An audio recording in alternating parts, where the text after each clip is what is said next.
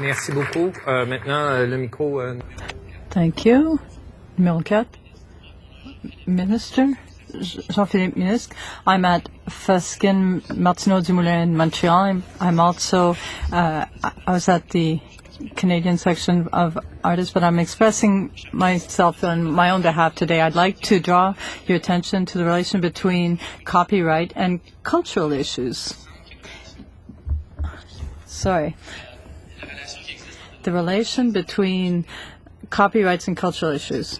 There is a direct relationship between the two because copyright is the tool which allows private businesses to invest in Canadian culture, Quebec culture, and allow them to develop. Minister, it's clear that creating Canadian culture today and marketing it takes a lot of income.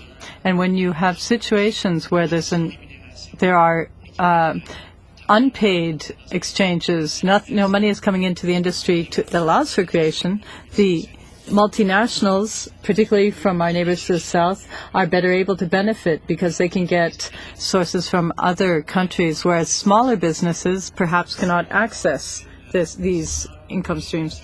And if we have Canadian legislation that is weaker and that isn't efficient versus foreign legislation, foreign companies can develop, foreign businesses will be stronger and they can spread their culture more easily on a worldwide basis. So I think that we can't ignore commercial issues. There's a clear relationship between them and culture itself.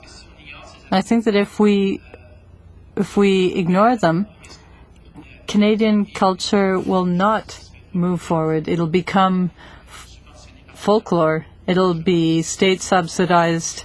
And I don't think this is something that we want as Canadians and Quebecers. We would like to have high quality Canadian content and culture and that it be available throughout the world. I think we would be proud as Canadian and Quebec citizens of this kind of thing. Moreover, another objective for this Canadian Copyright Act would be that private companies that want to invest in culture be able to do it efficiently, respecting copyright. This was mentioned many times. Private businesses often hold and exploit content. And the Copyright Act, what's happening with the board, allow for more efficiency so that businesses that want to be legal be able to do it as efficiently as possible so that people invest in Canadian and Quebec culture. Thank you, Mr. Minister. Nicole, online comments? In response to the IP lawyer, I completely disagree on ISPs taking any active part other than serving Internet. Net neutrality is an important aspect that should be respected. Thank you. Microphone numéro 1, s'il vous plaît. Bonjour. Microphone number 1. Hello, Minister. I'm Cyril Libero. I'm the president of FACIL, which is a not-for-profit organization to promote free computer science. I'm also president of Lapin.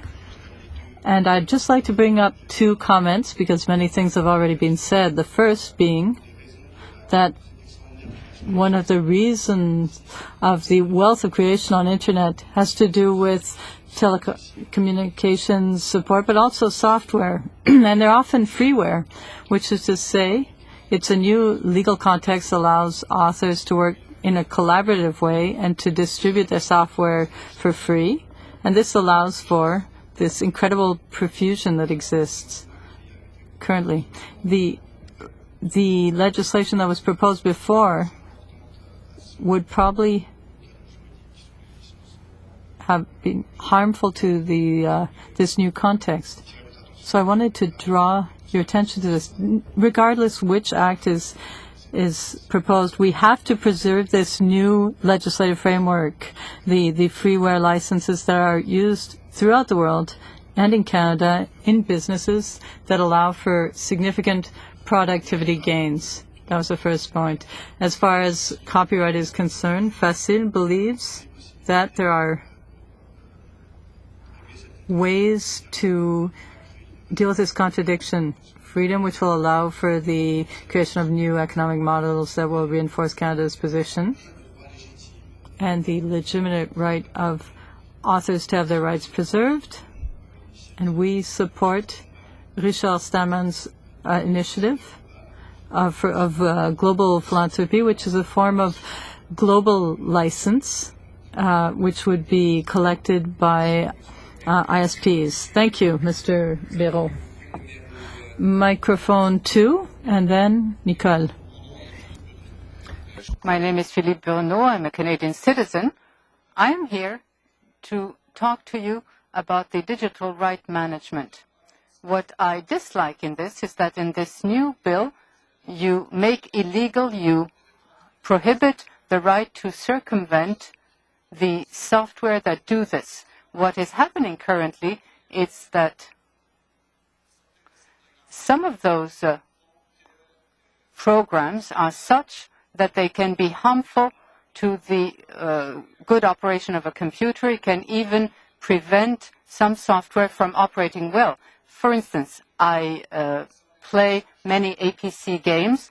If you install a game, it's called Fear, and you have 2 DVD burners, the game will refuse to operate because they believe, oh, you are a hacker because you have 2 DVD burners. So it is to prevent such abuse, or at least include a provision in this new act that would prevent the video game producers or film or music creators to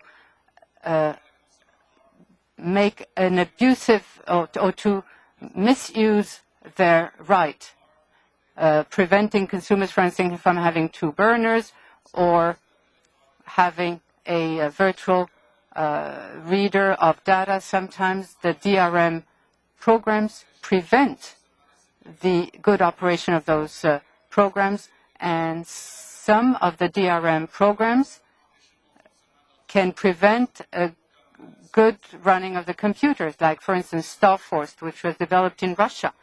It installs drivers, indiscrete drivers on your computer. With a computer with Windows XP, it can prevent it from operating well, from reading the DVDs well, or transferring the data from one hard drive to another. Thank you very much for your attention, and have a good day. Thank you, Mr. Brudeau. Nicole. Vancouver. Why should a content producer only have to produce for a short period of their lives and live off for that for life, while the rest of us have to work all our lives to make a living? Lifelong copyrights make no sense unless people like my parents are going to get paid for life for working in a factory for a few months. Merci. Le micro numéro 3.